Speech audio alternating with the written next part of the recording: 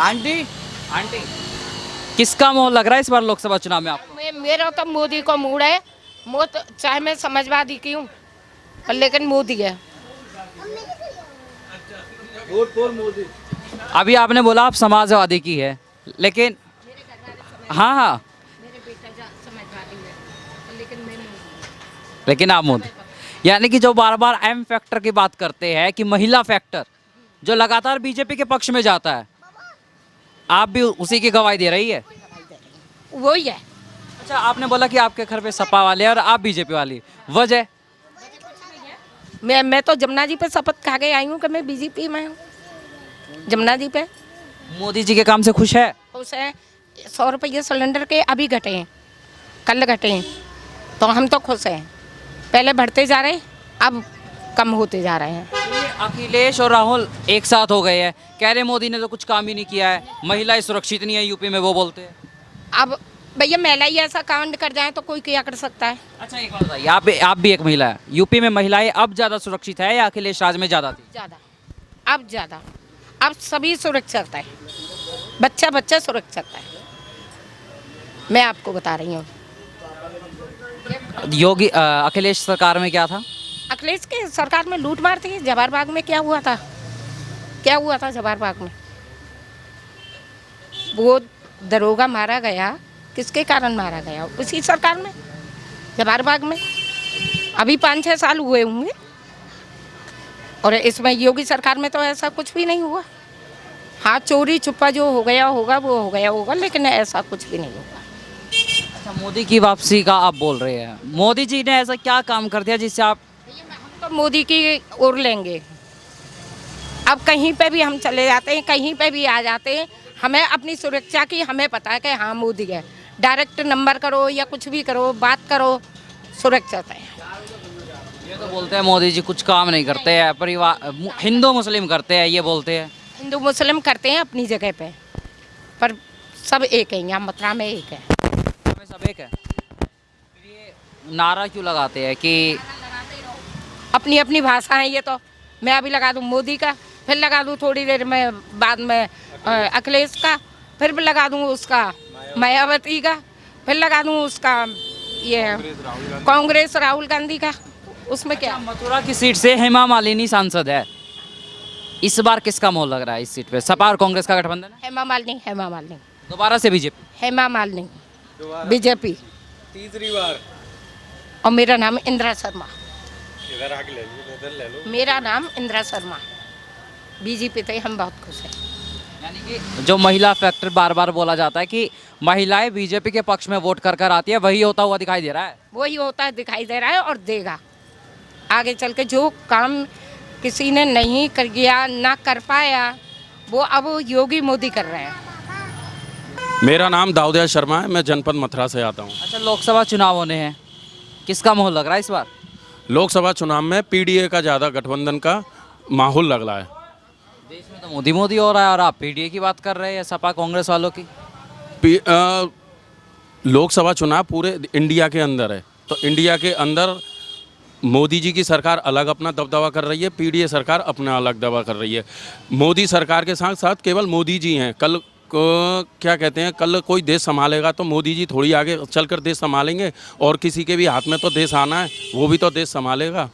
अभी आपने कहा कि मोदी जी देश में अच्छा कर रहे हैं और यूपी में पीडीए का नाम लिया आपने। यूपी में तो कह रहे कि राम लहर चलेगी, यूपी में को लेकर बार बार कहा जा रहा है कि मोदी की लहर चलती हुई दिखाई देगी, बड़े बड़े दिग्गज अपनी सीट हार सकते हैं। वो आजमगढ़ का उपचुनाव भी समाजवादी पार्टी हारी थी।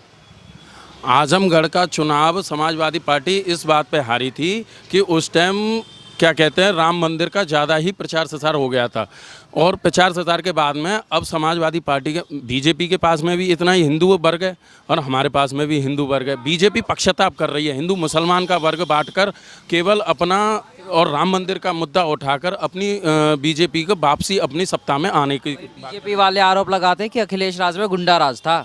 गुंडा राज नहीं था। माननीय राष्ट्रीय अध्यक्ष जैसे ही उन्होंने अपने हाथ में कमान ली यूपी की सीएम बनने पर, तो यूपी के सीएम बनने पर उन्होंने जनता के अनेक काम किए, और जब से फिर बीजेपी की सरकार में योगी राज आया तो योगी राज में जनता के लिए कोई योजना बिल्कुल में नहीं चल रही थी। पहले हमारी समाजवादी पार्टी में समाजवादी पेंशन थी, वृद्ध पेंशन थी, लैपटॉप भी बांटे थे। बताया कि योगी सरकार में कुछ काम नहीं हुआ और अखिलेश सरकार में काम हुआ। अखिलेश यादव फिर सरकार रिपीट अपनी क्यों नहीं कर पाए? 47 सीटों पर सिमट गए, गठबंधन समेत 55 सीटों पर अखिलेश गठबंधन की जीत हुई।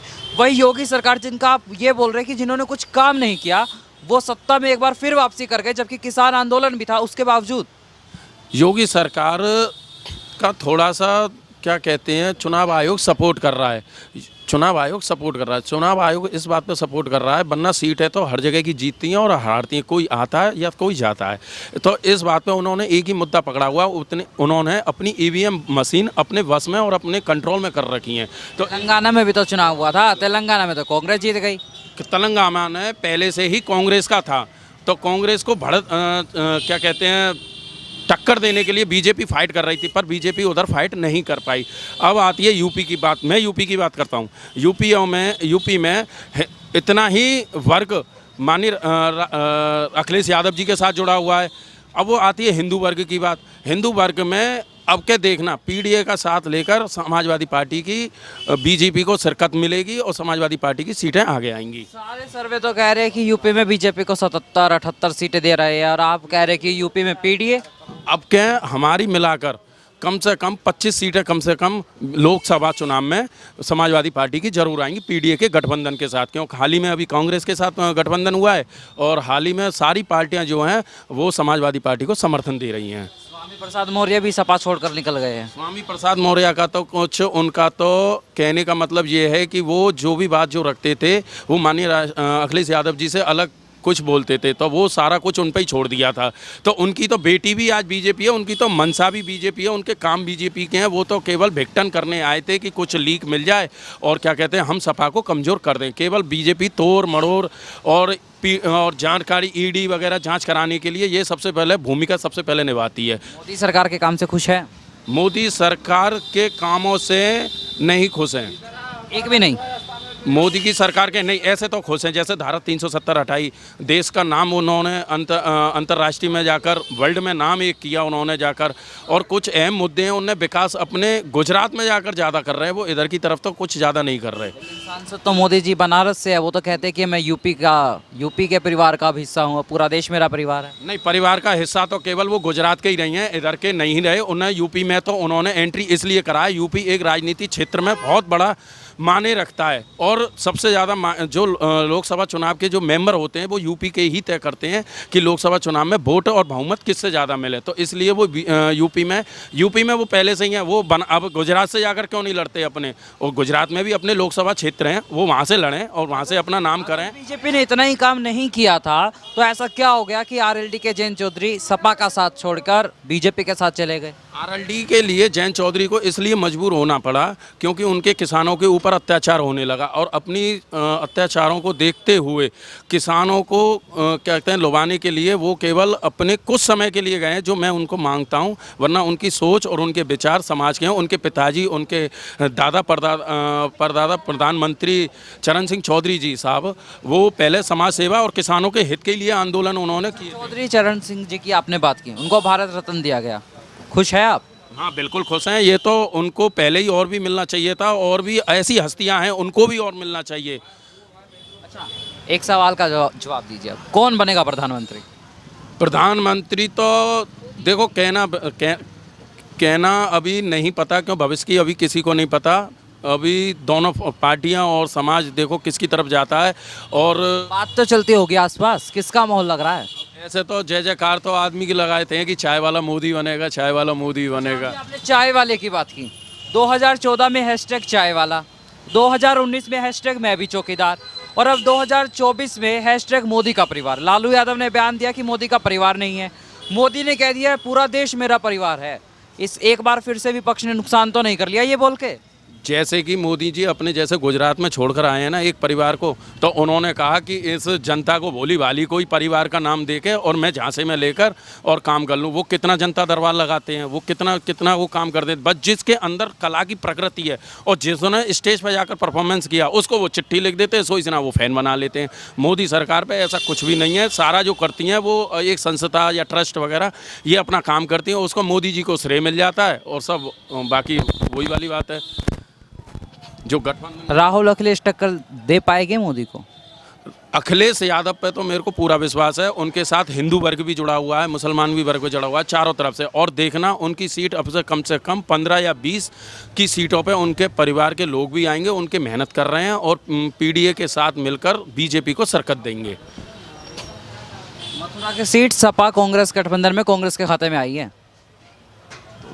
कांग्रेस के खाते में आए या समाजवादी पार्टी के खाते में आए या लोकदल के खाते में आए, हमको तो क्या कहते हैं बीजेपी को शिरकत देनी है। बीजेपी का किसी के साथ नहीं है इम्पैक्ट, वो खुद ही अपना काम करती है। आप हाल ही में अब वर्तमान की स्थिति में मैं आपको बताता हूँ, 5 विधानसभा। अभी आपने बोला कि बीजेपी ने कुछ काम नहीं किया, लेकिन बात ये है कि फिर भी योगी जीत के आ गए। अभी हम लोग ग्रामीण इलाकों में गए, वहाँ पर कहा कि हमारा बिजली का बिल माफ़ हो गया, किसानों ने कहा। ये मुद्दे भी तो है ना। ये सब जयंत चौधरी जी ने कराया है, बीजेपी के मन में बिल्कुल नहीं है। योगी जी के बिल्कुल, सरकार के प्रशासन के मन में बिल्कुल नहीं है कि हम किसानों के लिए कुछ करें। ये तो हाल ही में ही जयंत चौधरी बिलोंग करके जब बीजेपी में गए हैं, जब जाके उन्होंने किसानों के लिए कुछ माफ़ करने की योजना निकाली दी गई है। मायावती कहा है यूपी की राजनीति में? मायावती जी तो अखिलेश जी का जो साथ छोड़ेगा उसकी तो मट्टी खराब जरूर होनी है। पहले राष्ट्रीय अध्यक्ष जी अखिलेश यादव ने मायावती जी को बाकायदा वेलकम करके पुष्प देकर, भेंट देकर, उनके 5 MP आए थे, पर उनके मन में घमंड आ गया कि मैं अपनी अगली बार सरकार बनाऊंगी। अखिलेश जी सुधरे हुए हैं, पढ़े लिखे हैं, समझदार हैं, ज़मीन से जुड़े हुए हैं, तो उन्होंने सोचा कि आप मेरे बगैर या आप मेरे बगैर या मेरे बगैर आप, तो दोनों की सरकार ही बनना संभव है। आप अकेले लड़ोगी तो इसका कोई नहीं है। वो घमंड में आकर कुछ बीजेपी की बातों में आकर वो यहाँ से दिल्ली चली गई। उनका यूपी में तो अस्तित्व भी खत्म हो गया, उन्होंने अपने वर्ग का भी अस्तित्व खत्म कर दिया।